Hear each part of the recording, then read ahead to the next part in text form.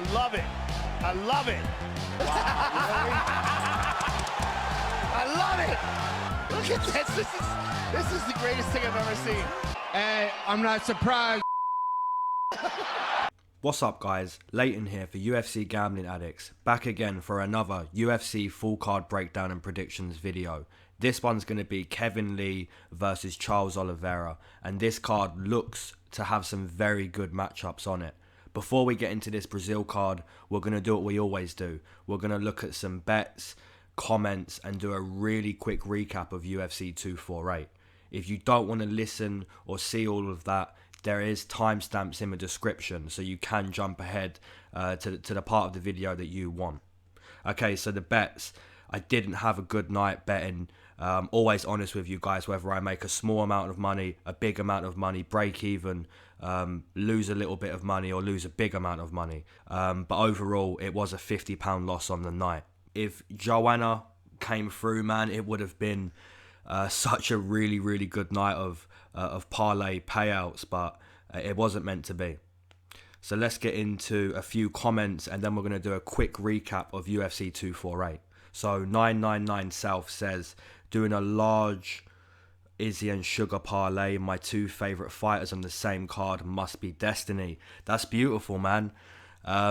Yeah, I mean, Sean O'Malley looked great, like really great. I don't want to go too much into it because I want to save it for the recap, but yeah, that's a really nice double, and I'm glad you hit that.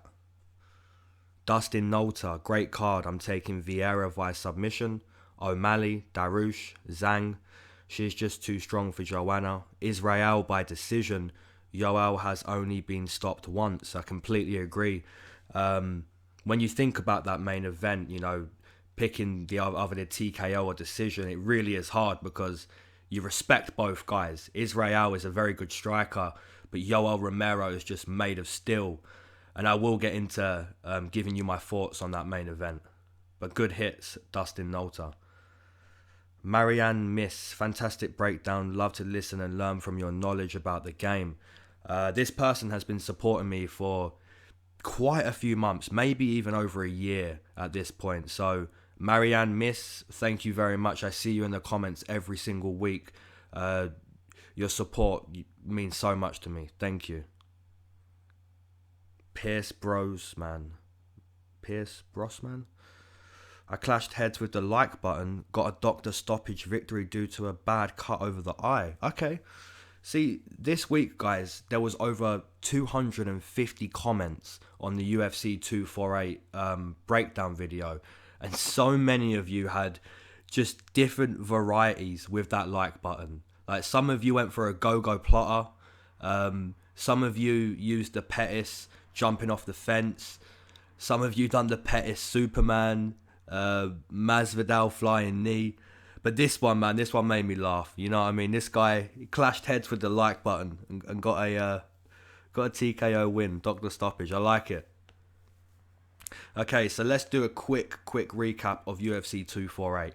Now, this card was very exciting. You know, this was a very good card, so I could literally sit here and speak about this card for like 2 hours. But I'm not going to do that. I'm not going to make the video 3 hours long. So I'm going to skip through these fights and recap them as quickly as I can, but give you as many as my thoughts as possible. So starting on the first one, Danar versus Guido. Not really too much to say there. I sided with Guido purely because Danar didn't really... You know, he was looking to counter too much in the debut and wasn't bringing the strikes out of Alateng. But, you know, after watching that fight, just seeing how aggressive Canetti can get and how aggressive he did get, probably not the best pick in the world. So you have to give credit to Bakiril Danar. It was a beautiful finish. Fight number 2, Chikadze versus Emmers. Now, I have seen a few people say Emmers won this decision. I disagree, and I'll tell you for why. I think if we all watch this fight, we'd all agree the first round went to Giga, the third round went to Emmers. The only round we have to really decide on is round 2, which was a close round, and Emmers did get a takedown. But with that takedown, he did nothing. Giga exploded out of that takedown and was able to land 2 or 3 shots on the ground, you know. So that really puts into words who was doing more with that position. And then after that, Giga was able to rock Jamal Emmers with a left hand. So if you look at round 2, you do have to give that round to Giga. Very, very good fight, very close fight. And I'm quite happy with Giga's performance, you know. A lot of people said he would be taken down, controlled, potentially subbed. And that's twice this guy's been doubted in both of his UFC fights. So it's going to be interesting to see who he gets next. GM3 and Deron Winn. Man, Deron Winn, he didn't look to take down GM3 like I thought. But going into that second round, when GM3 just looked very stationary after that first round, I really thought that Deron Winn was now going to go out there and put him on his back due to GM3 being sweaty and tired. I felt maybe now he's going to look to wrestle, but you have to give credit to the veteran. You know, he used his frame, he used his jab, his experience, and he was even able to hunt for the finish. So massive credit to GM3. Vieira, Safarov, not much to say. The fight hit the mat and the Wizard won there. Madsen and Hubbard, massive credit to both of these guys. Even Marco Madsen, you know, he broke his jaw in the second round, kept going like the real Viking that he is. Austin Hubbard, I think we have to give massive credit to. You know, that guy's tough as nails. I felt he wouldn't be finished on the ground by Madsen. Even in that third round, you know, the guy was still trying to find that huge shot. Sean O'Malley versus Quinones. Man, O'Malley just, that 2 years off, used very, very wisely. His physique, so much bigger. And I really noticed that when I was doing my edit for Sean O'Malley. If you haven't seen my highlight edit for Sean O'Malley, please go watch it. Really enjoyed doing that. But man, just very, very amazed with Sean O'Malley. And he couldn't speak. He couldn't put it into words. How he felt about his performance when Joe Rogan, you know, put the microphone in his face. It was like watching a guy realize, wow, I am this good, you know, and it was crazy to see. So massive credit to Sean O'Malley there. Oliveira and Max Griffin, this was a great fight. I said in my breakdown, you know, I see blood painting the canvas in this one. And man, what an amazing war that was. Really could have gone either way, but I do feel like the decision was correct. That third round, both guys had their moments on top. I just felt there was more damage from Charles Oliveira. Neil Magny and Lee. Now, this has to be said. This was a shock to me and a shock to many people. Now, I'm not saying Neil Magny's a bad guy. You know, he has a lot of fights in the UFC, fought a lot of very good guys. But when you look at both of these guys in 2020, where they are right now, before this fight happened, you would have expected Lee to really go out there and cause some damage. But Neil Magny, man, such a veteran, really used that jab, used that frame. His conditioning is great. Didn't, you know, he didn't look to stay on the feet too much with Lee, you know. Up against the fence, on the mat, Neil Magny was happy to fight anywhere in that fight, you know. Really, really amazing performance from Neil. Darush and Draco Closer. Now, I don't feel bad on this pick. I don't feel bad picking Draco Closer because he was close, right? He was close to winning. Beneil Darush was also very close to winning in that first round. And it's, you know, quite pleasing that Draco was able to survive with Beneil on his back. Because I said if Beneil takes the back, it is going to be over. But I noticed what Draco Closer was doing. I noticed how he was surviving against Beneil. Now, if some of you remember, Beneil was kind of pointing to his fingers, holding his fingers after that fight. But then he went on to say, no, don't worry about it. Don't worry. Let me tell you what he was trying to say at that moment. Because I knew exactly what was happening. Because it happens to me all the time. So basically, when I have my fiance in like a position that she can't get out, she'll start to just peel my fingers. Like she'll grab a hold of one of my fingers or two. As many fingers as she can get really. Mainly just one or two. And she'll just start to just send them the way they shouldn't go. She'll just rip my finger basically off of my hand. And that's exactly what Draco Closer kept doing to Beneil Darush. When he had that the arm around the neck and he was squeezing, if you look, he starts peeling the fingers. It was so effective. It was so effective, man. The moment he started doing that, I was like, there is no way the hand doesn't come. I'm so experienced in getting my fingers ripped when I'm in a good position, and it's just disgusting. It's horrible. So yeah, that's what Beneil Dariush was complaining about after the fight. But yeah, really, really good fight. Drakkar Klose was close to finishing Beneil, but you can't get that aggressive, man, against these guys at the highest level. So credit to Beneil Dariush. It was a massive comeback win. It makes the hairs stand up when you think about the reaction of the crowd when you see Drakkar Klose falling through the air. At the time, it's not great. If you have your bets on Klose, you're feeling, come on, man, show a bit of composure in there. But it has to be said, you know, when credit's there to be given, you have to give it. The co-main event, what can I really say about this, you know? Amazing. It is the best female fight I've ever seen in my life.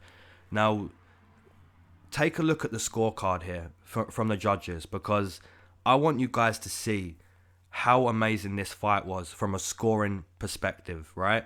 So, Joanna is given round 2 and 3 by judge 1. She's given round 1 and 3 by judge 2.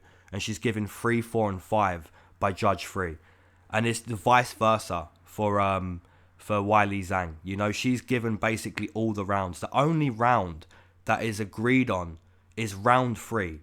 That's the only round that these judges were able to agree on fully. You know, the scorecards are all over the place, but it's completely understandable. You know, basically the whole fight was close. The only rounds I could really say you should probably score correct is round 1 and round 3. I felt Zhang clearly won round 1, and I felt Joanna's best round was round 3. Apart from that, 2, 4 and 5, how do you even score that? Now the main event, what can we say? It did feel a little bit depressing coming off of that co-main. But, you know, you have to remember, after seeing a fight that good, no matter how Adesanya and Romero fought, it was always going to be less from the co-main. Saying that, you know, could they have engaged more? Yes. But if Adesanya went out and engaged when Romero was stood still, Romero's waiting for that. You know, he's waiting to counter that.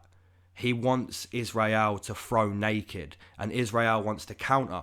Both guys were looking to be the counter puncher, and they weren't willing to give up first. So I understand why it played out like that a lot.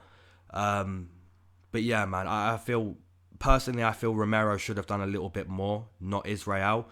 Did Israel run a little bit? I wouldn't say run. I'd say doing what he needed to do to defend the title against an absolute animal. Okay, let's get into the Brazil breakdown and prediction. Fight number 1, we have Veronica Macedo versus Bia Bad News Barbie Malecki. And we're going to start with Veronica. So Veronica Macedo comes into this fight 1 win, 3 losses inside the UFC. Training out of MMA Factory. Veronica will be moving up to 135 for this fight. She normally fights at 125.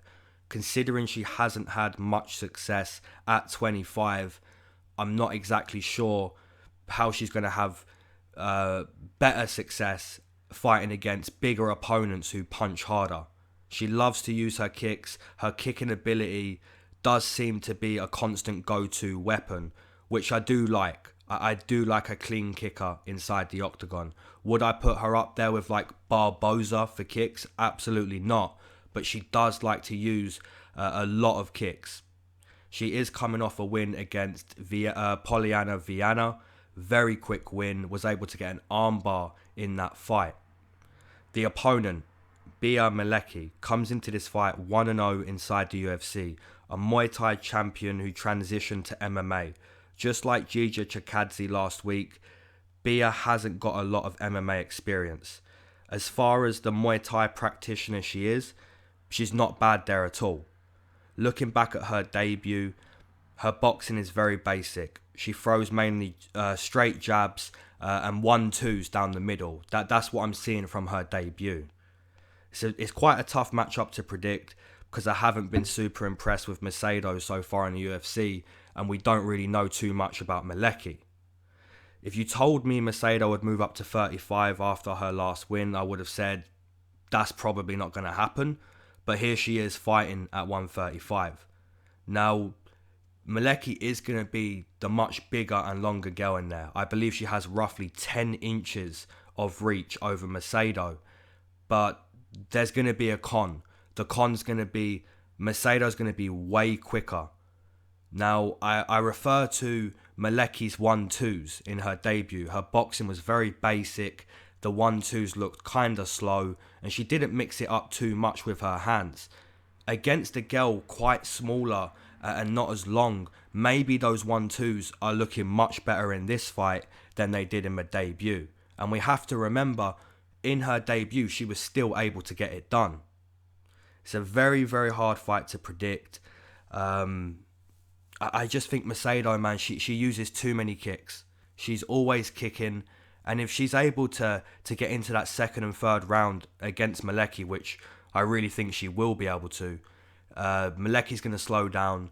The 1-2s are going to come even slower. And I just think the kicks from Macedo, it's going to be too much for Malecki.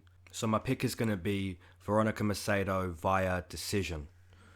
And then we take a look at some odds in this matchup. We have Veronica Macedo coming in -190, -180, -170. Malecki +155, 45, 62, 50. Man, the odds are a little off. I wouldn't have Macedo around there, especially with the the size of Malecki, the reach of Malecki. It's just not worth putting Macedo around that price, and she is 1-3 inside the UFC, and she's moving up to 35. You should have Macedo around like -130, -140 here. So I definitely won't be playing that line unless Malecki, becomes a smaller underdog and there's more plays on her to bring down Macedo's line. I don't know how you guys feel about that. Leave down your comments below how you feel about the reach of Malecki, the frame, and Macedo, because that line does seem very off to me. Fight number 2, we have Bruno Bulldog Silva versus David Killer Kraus Dvorak. And we're going to start with Bruno Silva. So Bruno comes into this fight 0-1 inside the UFC, training out of Team Nogueira. Looking back at Silva's debut, I feel it's very clear to see this guy is a very, very strong guy inside the octagon. He was able to hold Khalid Taha against the fence for quite a few moments in that fight. Even able to take him down in that second round and hold him on the mat. Bruno will be dropping down to 125, which I feel will bring more success to him at the highest level than the 135 division. Now the opponent, Dvorak, comes into this fight 17-3 as a pro, making his UFC debut. Watching tape on Dvorak was very, very fun and enjoyable for a 125er. This guy, he's fun to watch, man. His technique, his speed, his movement, and he's finishing all of his fights. This guy is riding a 13-fight win streak. Technically, I really like what I see from Dvorak. Mixes up his attacks very well. Just a very sound, technical 125er. Now, as much as I praise the technical ability of Dvorak, Bruno Silva has got a chance of winning this fight. He's dropping down 10 pounds, sorry. He's dropping down 10 pounds. He will have the power advantage and the grappling advantage too, I believe. Like I said earlier, you don't just hold Khalid Taha against the fence unless you have a lot of strength. I have noticed in the tape watching, Dvorak loves to fight on the outside. Because of his speed and technique, he feels comfortable circling the octagon. That's a slight concern for me. It almost offers Bruno Silva the chance to shoot for a takedown up against the fence. On the flip side, if Dvorak can take control of the octagon with his technique, rather than circle the octagon with his technique, I feel he could also have a very good chance of outstriking Bruno Silva. Whoever dictates the movement, like whoever's the guy dictating the octagon, I feel is going to win this fight. If Bruno Silva can keep Dvorak on the outside, those takedowns and the clinch will come. If Dvorak is able to dictate the octagon, stay in the middle, get in and out, and not really circle and keep his back to the fence, then I think he's going to outstrike Bruno Silva. Really, really tough fight to predict. I like both guys in this matchup. I think it's a winnable fight for either guy. But I have to go with the newcomer. I have to, man. This guy's finishing people at 125, like everyone. You know, you don't finish like 13 fights at 125 unless you're very, very good for that weight class. So I'm going to take Dvorak via decision. I think Bruno Silva's very tough. He's going to be dropping down 10 pounds. Maybe this is the first time Dvorak goes the distance in a while. So we're going to take a look at some odds for this fight. Dvorak plus 100, Bruno Silva minus 110, minus 115, minus 120. Dvorak plus 103, even turning minus 105. So the odds are very, very close in that fight, and rightfully so. Bruno Silva is going to be the bigger guy, the stronger guy in there. But Dvorak looks technically good, man. I like what I see from him. Very good lines, playable lines either side. I'm going to go with Dvorak for this one. Fight number 3, we have Mayra Silva versus Maryna Iron Lady Moroz. And we're going to start with the Brazilian first. So Mayra Silva comes into this fight 1-0 inside the UFC, beating Gillian Robertson in her debut. From what I'm seeing, Mayra is primarily a striker inside the octagon with pretty decent BJJ to fall back on. If she's taken down or even needs to take down her opponent, she's pretty sound on the mat. Likes to keep her opponents on the outside when she's standing. Looks to really use her power. Just headhunts, you know, really looks to hit the skull, show the opponent, I have more power than you. You know, she really tried that with Gillian, rocked her at one point, and that's when Gillian shot for a takedown. Mayra's takedown defense isn't the best. Gillian was kind of half rocked, half okay, and was able to get a takedown at one point. So that is pretty notable in this fight. The opponent, Maryna Moroz, comes into this fight 4 wins, 3 losses inside the UFC. Primarily a striker inside the octagon. And when we think about Maryna Moroz, we think about high output, but a lot of her strikes aren't effective. They don't land on the opponent. Now, there's negatives to that, and there is positives to that too. The negatives would be you aren't scoring, you aren't hurting your opponent. The positives are you're showing your opponent, hey, look, listen, it may not be landing, but you know you're going to walk onto it in a minute. And when you do walk onto it, you're not going to enjoy it. And it's evident to see from her last fight, Maryna Moroz was able to sit down a little bit more on her punches and tag up the nose of Mazo.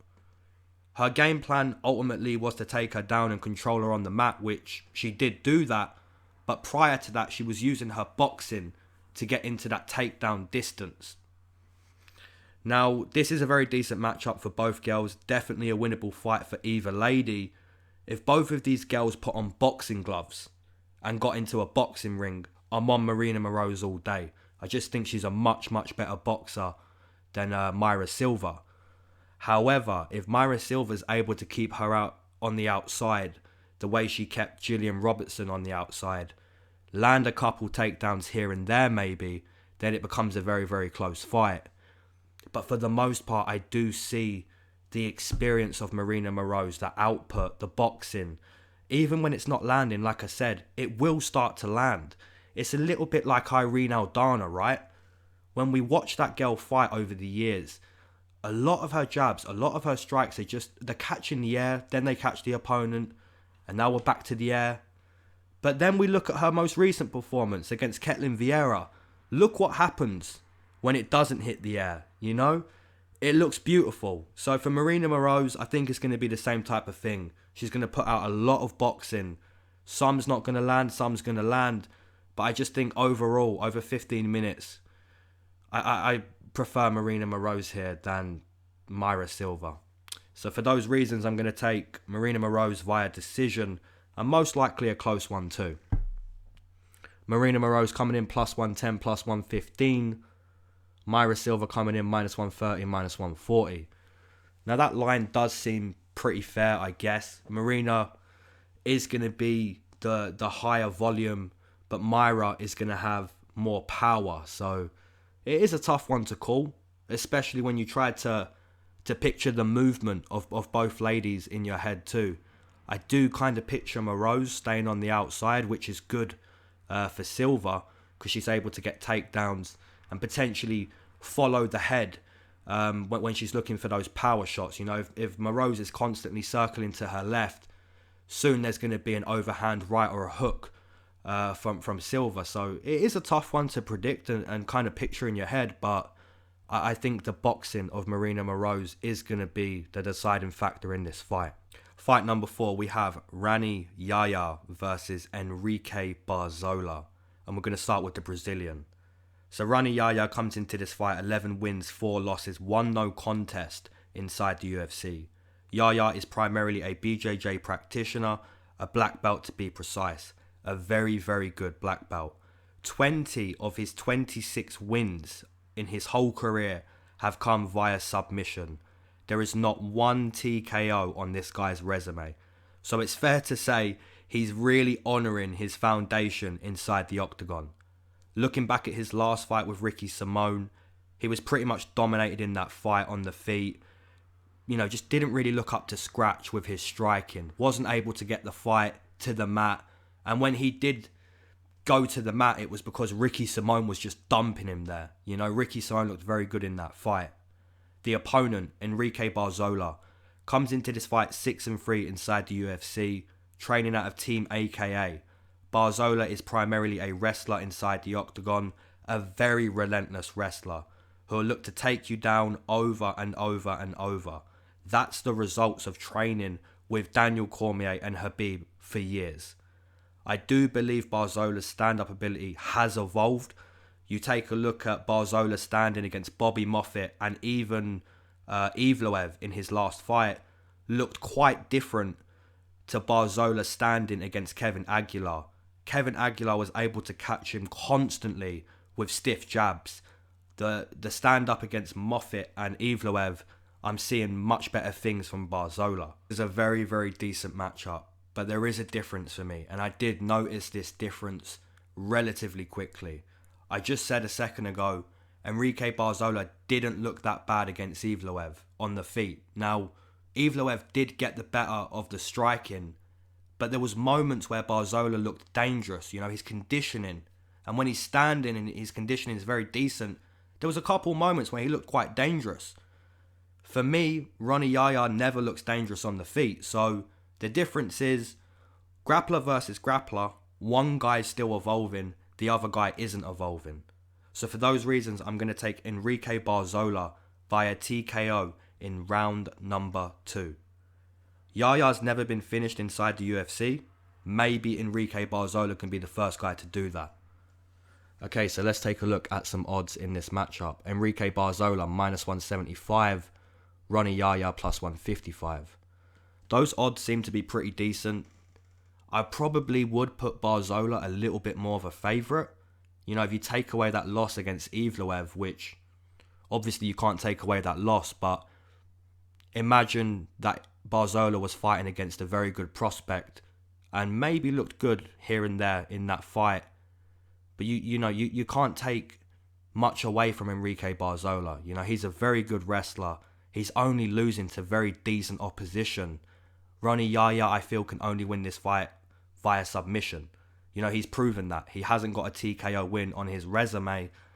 And I don't think he's going to submit Barzola. He's just too strong, too conditioned, you know, and a warrior on the feet. So maybe Barzola can be the first guy to finish Rani Yaya. Fight number 5, we have Elizeu Zaleski versus Alexei Wolverine Kunchenko. And we're going to start with the Brazilian. So Zaleski comes into this fight 7-2 inside the UFC, a black belt in BJJ, and a very fluid striker inside the octagon. When I say fluid, I refer to his movement. It's a flowing type of style that he uses, which makes it very hard for his opponents to get a read on his kicks. You look at the spinning high kick that took out Sean Strickland, nothing short of nasty beautiful. Zaleski highlighted his grappling against Curtis Millender, made very, very quick work of Millender. I was quite surprised that the Leech was able to stop Zaleski in his last fight. But, you know, everyone has an off night. Everyone has an off night. And then you look at Lee against Magny. You know, the guy had a little bit of an off night, but you can't take away from the winner. You can't take away that credit. You know, you have to say Neil Magny put in a real shift. You have to say Lee put in a real shift against Zaleski. Alexei Wolverine Kunchenko comes into this fight 2-1 inside the UFC, primarily a Muay Thai practitioner inside the octagon. The former M1 welterweight champion suffered his first professional loss in his last fight to Burns, which is no shame. There's no shame in that loss. I just felt Kunchenko waited a little bit too much in that fight. You know, just a little too stationary and a little bit too much waiting, you know. To be the counter striker at the highest level, you have to draw the strikes out of your opponent to counter those strikes. Striker versus striker, both guys coming off a loss looking to rebound. It's definitely a fun matchup to think about. When I think about the striking of Zaleski, like I said, it's free-flowing and fluid. An opportunist. With Kunchenko, I see more of a stationary guy, more waiting, way more of a fundamentalist. So two very different styles, but I'm going to go with the free-flowing movement in this one, especially if all rounds are close.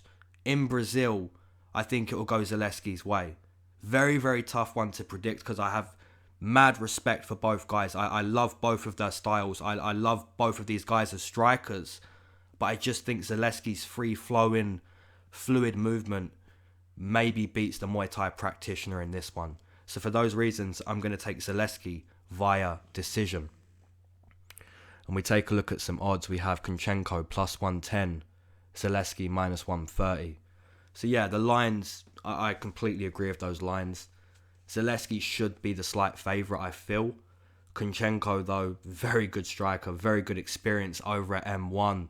And so far in the UFC, I wouldn't say he's proven to be a top 10 guy, but I'd say he's close, you know. He's a good striker, very composed, doesn't have to move a lot because he's very confident in his ability. Very good line, playable line either side, but I'm going to stick with the Brazilian in that one. Fight number 6, we have Amanda Ribas versus Randa Quiet Storm Markos. And we're going to start with the Brazilian. So Amanda Ribas comes into this fight 2-0 inside the UFC, primarily a BJJ practitioner inside the octagon, a black belt to be precise. Ribas has fought and beaten Emily Whitmire and Mackenzie Dern so far in the UFC. Her pressure against Emily Whitmire was very impressive. She looked very strong up against the fence. Strength and pressure is what I learnt from the debut. Against Dern, she showed me just how good her BJJ is. To control Emily Whitmire with your grappling is okay. To control Dern with your grappling, you really inform everyone how good of a black belt you are. The opponent, Randa Markos, comes into this fight 6-6, one draw inside the UFC. The ultimate yo-yo fighter of the UFC. Wins a fight, loses a fight, wins a fight, loses a fight. She does not deviate from that pattern at all. Randa is primarily a wrestler inside the octagon. Her physical strength at 115 seems to be the most dangerous part of her game. If she's able to take you down, end up on top, she's pretty much able to grind out wins. You know, just laying on top of you, being the bigger girl, the stronger girl. That's where Randa is dangerous. Her performance against Claudia Gadelha really showed me how slow her striking evolution is coming along. Extremely inactive with her striking, backpedaling all fight, and somehow appeared to be happy with her performance after the fight. You know, quite crazy to see. Looking at her most recent fight against Ashley Yoder, again, you know, very, very close fight. You'd expect Randa Markos really to get through that one. You know, she is the much stronger fighter in that one. She's the much powerful fighter. And, you know, she just merely edged Ashley Yoder. So, yeah, in this one, man, I have to be completely honest with you. I think Randa Markos has a puncher's chance, literally. I think Ribas is the better grappler, potentially even the better wrestler, the better striker, the quicker girl, more confidence, more determination. Amanda Ribas basically ticks like 90% of the boxes when you're looking to break down and predict the fight. I don't dislike Randa Markos. I think she's the type of girl where she's like a Quinones, right? You want to put up your prospects against this girl to see how good they are. If you blast Randa Markos out the water, you're a very, very decent girl. If you squeak past her or is somewhat close, then maybe you're not going to be a champion one day. You know, Randa Markos is that type of girl. So I do expect Amanda Ribas to completely dominate the striking here and the grappling. And I actually think she could finish this fight via TKO. Now, she is naturally a BJJ practitioner, so maybe she opts with the submission. But I think she could actually hurt Randa Markos in this fight and potentially finish it with ground and pound.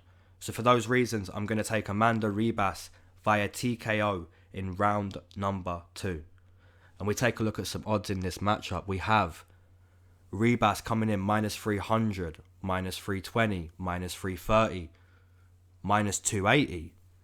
Randa Markos plus 250, plus 240, plus 270, plus 230. Yeah, so we're very split with the favourite price and the underdog price. We don't know where it is exactly. Could it be minus 290 come fight night for Ribas or even minus 350? We don't know. But what we are seeing is a lot of people favouring Amanda Ribas here over Randa Markos. And like I said with Randa, right, she's the ultimate yo-yo fighter of the UFC. And she did win her last fight. So she's due a loss, you know? So yeah, Amanda Ribas is going to be my pick in this one. Fight number 7, we have Jussier Formiga versus Brandon, the assassin baby Moreno. And we're going to start with the Brazilian. Formiga comes into this fight 9 wins, 5 losses inside the UFC. A veteran of the 125 division, primarily a BJJ practitioner inside the octagon. He was able to take down and hold down Deiveson Figueiredo, which is very, very impressive. You guys know how high I am on Deiveson Figueiredo. Formiga was able to backpack Sergio Pettis, choke out Ben 10. Formiga is a really, really good 125er. He was stopped by Joey B in his last fight. The swinging big hooks and overhands, bully-like mentality of Joey B was enough to make Formiga wilt. The opponent, Brandon Moreno, comes into this fight 4 wins, 2 losses, 1 draw inside the UFC. Also primarily a BJJ practitioner, a brown belt, not the level of Formiga. Moreno is a nasty, nasty striker. He mainly uses his nastiness in a crazy way, which usually leaves him open to the opponent. The damage he took from Pantoja was very eye-opening to how much Moreno needed to work on his defense and his style. Since coming back to the UFC, he's had 2 fights, and in my opinion, he's looked way, way better. He isn't getting as crazy in there with his techniques. He's more composed. You know, you look at the performance against Kei Kara. That performance was nothing short of a man who looked possessed with a point to prove. The way he walked down Kei Kara, just picking his shots, man. And it wasn't like Kai was backpedaling towards the end of the second and third. You know, he was getting tagged up. Like, Moreno was really picking his shots. I've never seen Moreno look that good. Now, this is a really, really good matchup. I love this matchup for both of these guys. Now, if you said to me, okay, put both guys on the mat to start, who would you pick? I'd go with Formiga. The guy has very strong top control. The fight doesn't start on the mat. He does have very good entries to get it to the mat. However, Moreno does have very good BJJ himself. I think it's good enough to survive with Formiga. I also think his scrambling ability is good enough to be able to get back to his feet. When I picture this fight on the feet, the old Brandon Moreno maybe wouldn't have had the best time, but the Moreno I saw in his last fight, the Moreno against Kei Kara, I'm telling you guys, if that guy shows up against Formiga, he will make Formiga wilt. I really like the Moreno from last fight, man. Like, when you go back and watch the Pantoja, and then go watch Kei Kara, you're seeing 2 completely different Brandon Morenos. The guy went away worked on himself, and he's looking better than ever. I mean, you just cannot deny that with Brandon Moreno. Formiga is a very, very good 125er. He's fought a lot of good guys. But I don't like that Joey B was able to just throw these hooks, throw these overhands, coming in with the head, and it worked. You know, it made Formiga wilt. Brandon Moreno is going to be way more technical than that. You know, he's not going to lead with the head and throw the hooks. I kind of wish he would, because if Joey B was able to get him out there with that bully-like mentality, then maybe Brandon Moreno can too. But Brandon Moreno has a lot of composure from what I'm seeing in his last fight. The possessed, point to prove type of performance, man.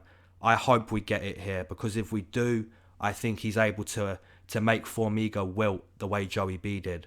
So for those reasons, I'm going to take Brandon Moreno via TKO in round number 2. And we take a look at some odds with this matchup. We have Formiga coming in -180, -160, -170. Brandon Moreno +140, +130, +150. Man, that line is off. I'll be completely honest with you guys.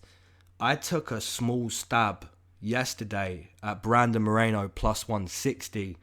It's nice to see now he's down to +130, +140. And I do think his underdog line is going to drop a little bit more. It's a very tough one to predict, man. I have good respect for both of these guys. And like I said, if this was Brandon Moreno of a year and a half, 2 years ago, I'd probably be picking Formiga here.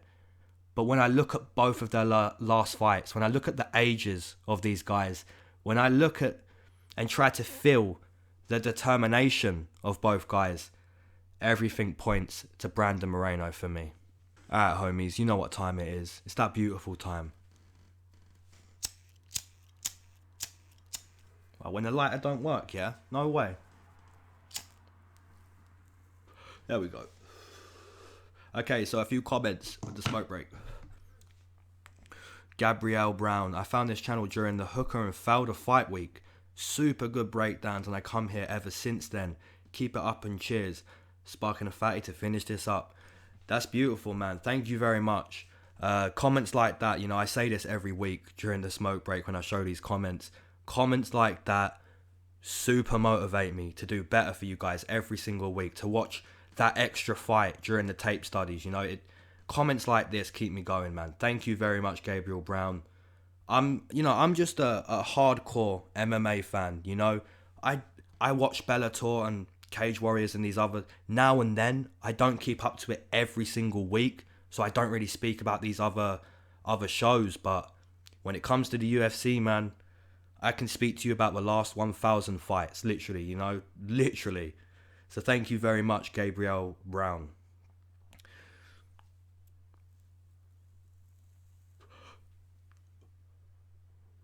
Sorry, guys. Okay, Craig Rubin. First, I want to say thank you for sharing your knowledge.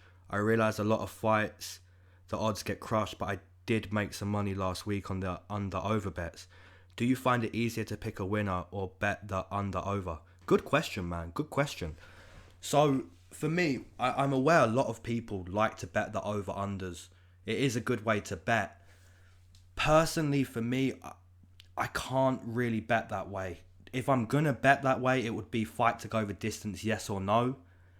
And I kind of forget about that bet. Because when I'm watching these fights, the last thing I want to do is kind of be watching the clock, you know. If I've got a bet on and I'm just watching the clock, you know, if I'm doing that every single week, within a month or 2 months, you're going to be going, honestly, I've never heard this guy be so wrong 6 times in a row. You know, you're not going to agree with me every single fight. That's normal, right? If you agreed with me on every single one of these fights, then I would say start to watch more of this sport. But for me personally, being a fan comes before betting. So I love this sport, and then on top of that, if I can win some money with the right breakdown, the right prediction, the right factor for that fight, that makes the sport even more enjoyable for me.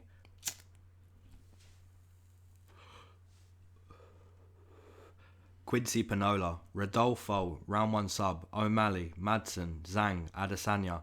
That's 5 picks there for Pinola, and he's nailed all 5. So congratulations, Quincy Pinola. Okay, so let's finish up this mini blunt right here and then get straight back into the main card. Nope, I'm not going to make that mistake. I'm going to show you guys the polls.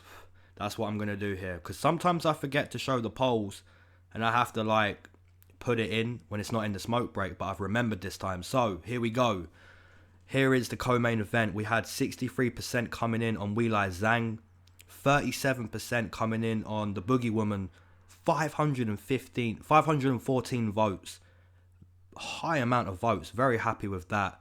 And you guys got the right score. So 63% of you, well done on the Zhang pick. But at the same time, 37% didn't make a bad pick on the Boogie Woman. You know, it was amazing, amazing co-main event.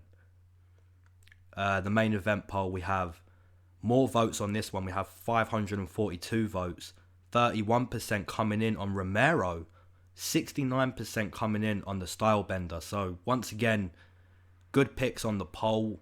I'd say Romero needed to do a little bit more than kind of wait. But yeah, it was a little bit of a depressing main event. Can kind of understand why.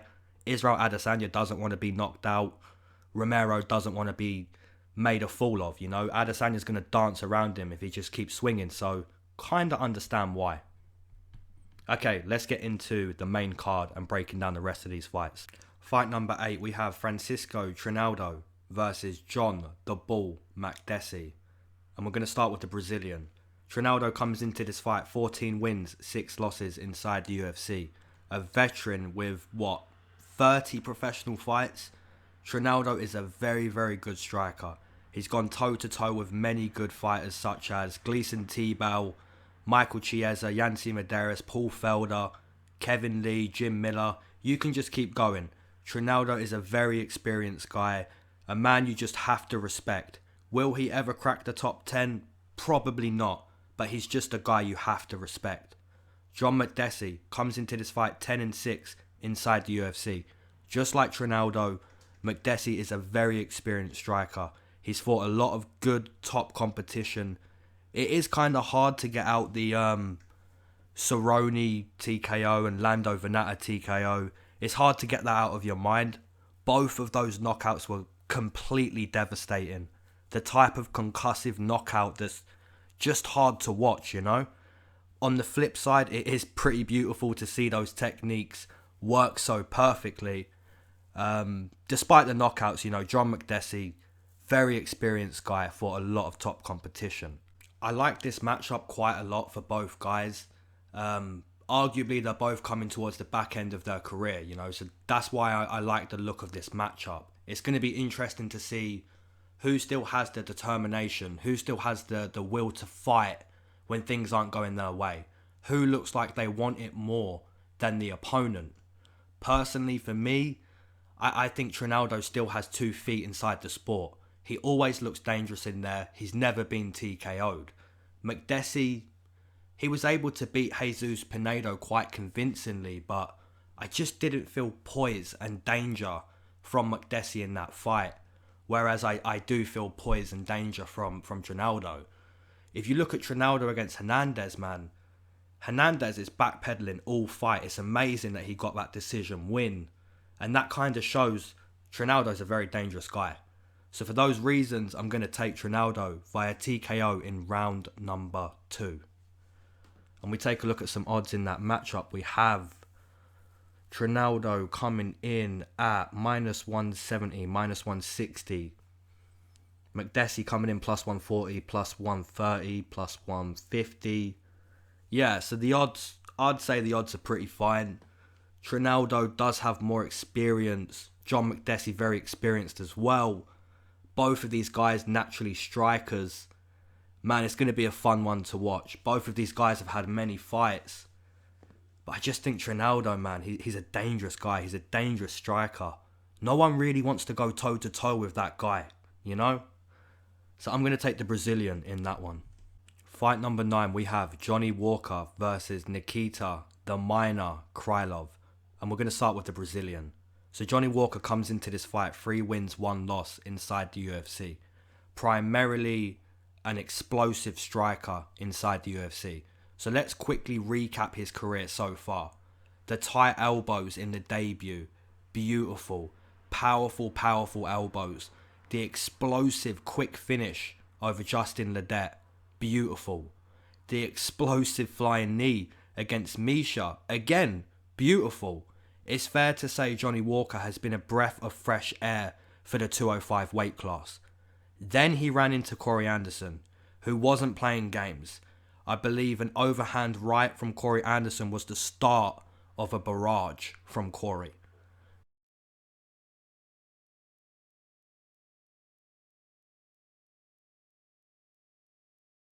Fight number 10, we have Renato Moicano versus Damir Hadzovic. And we're going to start with Renato. So Renato comes into this fight 5 wins, 3 losses inside the UFC. Primarily a striker inside the octagon. Also a black belt when it comes to hitting the mat. In my opinion, there was a point when Moicano looked like he could be a contender at 145. Even in the Ortega loss, he looked like he was gonna win that fight. He looked very decent in that fight. I was on Ortega that night. I was very happy when Moicano decided to shoot late when he was tired. Even in New York, I was live in New York when he fought Calvin Kattar. Those calf kicks felt like they were echoing up to my seats. Moicano has decided to move up to 55. Will it be a good move here? We're going to find out.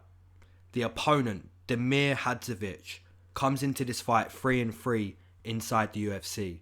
A pretty decent guy. I was live in Germany when he fought Nick Hein. His boxing that night looked the best it's ever looked. His groundwork against Polo Reyes, the best it's ever looked. Hadzovic may not be the best guy we've ever seen. He may never crack the top 15, may never crack the top 20. But I think it's fair to say he deserves to be in the UFC. By no means is Hadzovic a pushover. He's a tough, gritty guy, man. And I talk about Damir shining in some fights, right? He was completely outclassed by Giagos. Arguably the worst he's looked in the UFC. So, yeah, decent matchup. Really, really decent matchup. It's a good test fight as well for Moicano stepping up to 55. It kind of reminds me of when RDA got that warm-up fight against Tarek Safadine at 170. Completely dominated that fight. Maybe even dropped a round if I remember rightly, or came close to. It didn't look like RDA should be at 170. Although he just breezed past Safadine and then went on to compete with the best guys at 170 like Lawler, Usman, Kevin Lee, Colby. So yeah, I think this is a good warm-up fight for Moicano.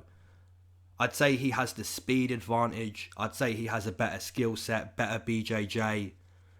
The place I would say Damir has the advantage is power and strength.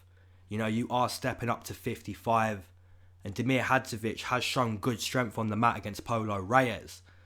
So yeah, this is a decent matchup. It is a little bit worrying, remembering how Aldo finished Moicano, seeing how Korean Zombie completely killed Moicano. So yeah, on paper, I'm all over Moicano for this warm-up 55 fight. But we're going to see what that damage has done to him, because getting a concussive knockout the way Korean Zombie knocked him out is just, it does some stuff to your brain, guys. You know, a lot of you are going to know about CTE, and it's a horrible thing to happen, but it's real. You know, when you get concussed the way Moicano got concussed, you're going to feel the real repercussions of that knockout 10 years from when it happened. You know, he is still dealing with the effects of that knockout. You're not going to feel what it is 10 years from when it happened. And I don't know how many of you guys know that, but when you get hurt like that to the brain, 10 years from then, it is when you feel those injuries. So we're really going to see what the damage has done to Moicano in his last 2 fights. And we're also going to see, is he still one of these guys who could potentially be a contender, and maybe even at 55 this time. I am going to stick with Moicano, but at minus 300 I see he is. I don't really know if I can play that line, and if I do play that line, it's literally in one parlay. Hadzovic coming back plus 270, plus 280. Yeah, I mean, on paper, you'd put the lines there, but it is worrying to think about Moicano stepping up against powerful guys, knowing he's been damaged at 45. Co-main event, we have Damian Maia versus Gilbert Burns, and we're going to start with the veteran. Damian Maia comes into this fight 22-9 inside the UFC. This will be his 32nd UFC fight. Maia is a great BJJ practitioner, a 4th degree black belt. He's trained in jiu-jitsu for over 20 years. Just like Rodolfo Vieira from last week, we put these guys in the same category. He's a wizard when it comes to hitting the mat. 11 submission wins in his UFC career. As for his stand-up ability, we're never going to be excited to watch Damian Maia strike. He's nowhere near a striker. He is a wizard when it comes to being on the mat. His disadvantage will always be in the striking. The opponent, Gilbert Burns, comes into this fight 10-3 inside the UFC. Just like Maia, Burns is also a great BJJ practitioner, a 2nd degree black belt, just a wizard on the mat as well. So both of these guys have brilliant jiu-jitsu, and I highlighted the fact that Maia is never going to be a striker. On the flip side, Burns actually has some really nasty Muay Thai, loves to use his kicks from a distance. Up close against the fence, he's going to look to cut you. He's going to use his elbows. He's by far the better striker in this matchup. But it gets interesting because Burns has fought at 55. His frame isn't going to be as big as Maia. So although Burns is a great BJJ player, Maia's a great BJJ player, but has a bigger frame, you know, and that is going to be a good advantage for Damian Maia in this fight. But then we hit the flip side again. Burns is going to be quicker. He's going to use his energy with his strikes more sufficiently than maybe he's ever had to, right? So he's going to have time to pick his strikes on the feet. And the worst thing you could do with Damian Maia is overcommit with your striking, because you don't get knocked out. If it goes wrong and you overcommit, you don't get knocked out. You get taken down. And that's the worst thing that you could do against Damian Maia. However, Burns is a very, very good BJJ player, and he's very confident in his ability on the mat. So that, in my opinion, leaves me to believe that Burns is going to be very confident to go forward and strike with Damian Maia. And if he does do that, I think Burns could be the first guy in the last 10 years to actually finish Damian Maia. And I'm going to go with that. I just think Burns has some nasty Muay Thai and very good BJJ. I think this is a good matchup for him. So for those reasons, I'm going to take Burns via TKO in round number 2. And we take a look at some odds. We have Maia coming in plus 150, plus 160. Burns coming back minus 170, minus 180. Very good line, man. I agree with the line. Stylistically, it's a fun one to think about because both guys have such good BJJ.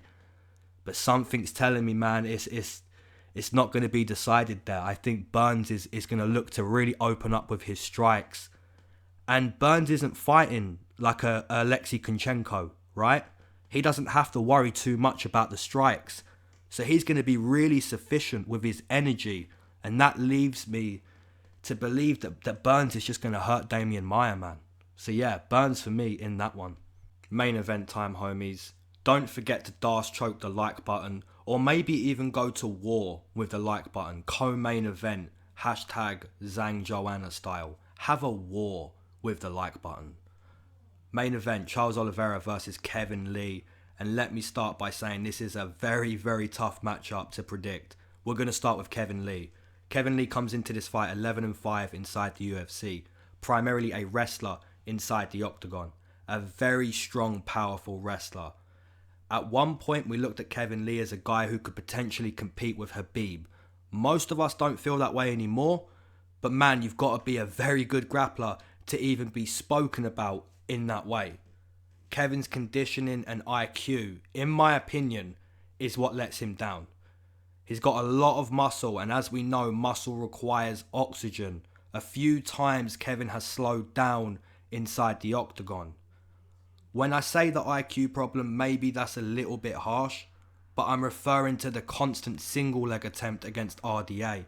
If you notice, Khabib will try to get you down one way. If it isn't working that way, he quickly moves on. He quickly transitions into a different technique to get you down. He'll keep switching until one works. Kevin just kept trying a single after single up against the fence against RDA, and it wasn't working, and he couldn't adapt. Now, looking at his last fight, he made a huge statement. Beautiful three-piece. I believe a right hook, left high kick, and then one bomb to follow up on the mat. Really showed us Kevin Lee is still a top guy. Such a devastating knockout against Gregor Gillespie. The opponent, Charles Oliveira, comes into this fight 16 wins, 8 losses, 1 no contest inside the UFC. I believe this will be his 26th UFC fight. Primarily a BJJ practitioner, although his striking has really evolved in the last year and a half, 2 years. Charles Oliveira is the all-time leading submission artist in the UFC. Correct me if I'm wrong, but 13 submission wins I believe is the most in the UFC. Absolutely no question when it comes to Charles Oliveira's BJJ. The question I'm asking of Oliveira, how strong is your heart? How much determination do you have?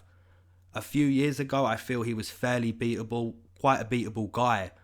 But for the last year and a half, I've seen a really dangerous guy. His Muay Thai is nasty.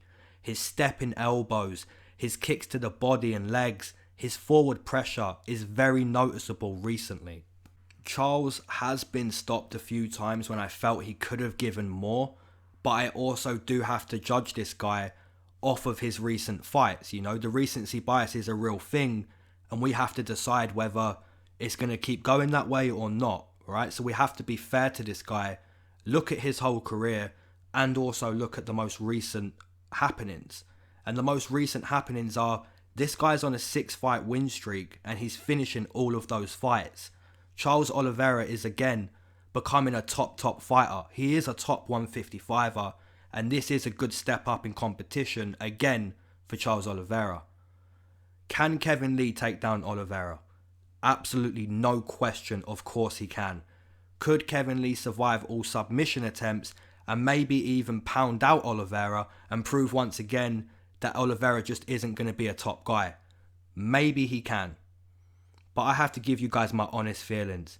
And my honest feelings are, if Kevin Lee becomes tired in this fight and can't get the finish, I don't believe it will be the case of, well, I'm tired and I'm rocked, I'm going to take down Barboza and I'm going to be able to lay on him. If he gets tired in this fight, I think it's going to look something similar to what Tony Ferguson did. I just think Charles Oliveira has very good BJJ.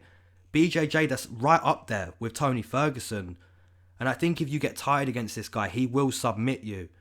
Maybe I'm wrong because Paul Felder was able to survive.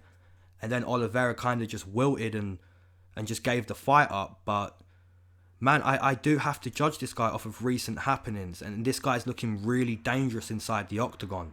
In most ways, I kind of see Charles Oliveira as like an off-brand version of Tony Ferguson. I see a lot of similar attacks standing from the Bronx. So for those reasons, man, I just have to take Charles Oliveira here. I think on the feet, he can get really nasty with the elbows and the kicks. And when it hits the mat, maybe he's controlled for 2 or 3 minutes. But if Kevin Lee does become tired, if both guys are tired in the 3rd round, 4th round, I just don't see Kevin Lee surviving on top of Charles Oliveira. I do think he's going to be submitted. And just before I get into the odds, I've just realised something. I said earlier Kevin Lee has been compared and spoken about in the same way as Khabib. Like I said, we don't feel that way anymore, but he had been. And I just said I personally see Charles Oliveira as an off-brand Tony Ferguson. So you could say, in most ways, this is a preview main event for Khabib versus Tony Ferguson. Let me know what you think of that fight. But my pick is going to be the Brazilian. I do see a path for Kevin Lee. He's a very strong guy, and man, the statement he made in his last fight was amazing. But I really like Charles Oliveira. He's a nasty guy in the feet. And, you know, you may say in the comments, listen, Charles Oliveira's a quitter. I've seen it many times. And like I said, man, I do feel he has given up when he could have gave more. But looking at his last 6, man, I'm seeing real evolution in his striking. And the BJJ is always there to fall back on. So my pick is going to be Charles Oliveira via submission in round number 3. And the odds we have, Charles Oliveira plus 120, Kevin Lee minus 140. Those odds are perfect. Both of these guys are top 155ers. I have seen the community poll. I know most of you guys are taking Kevin Lee. But man, this is a great main event. And, you know, I have to give you guys my honest thoughts, right? Because if I come to this channel next week and I say to you, man, I was leaning Oliveira, but I saw how many people were taking Kevin Lee, so I thought the wrestling would be it. If I said that next week, you'd say to me, what am I doing here then? What am I doing here? You know, so yeah, I'm sticking with Charles Oliveira. Appreciate you guys as always. Leave your comments down, your most confident picks, your underdogs, all of that good stuff. Let's get engaging. And make sure you choke the like button and pound out the subscribe button, man. Let's go.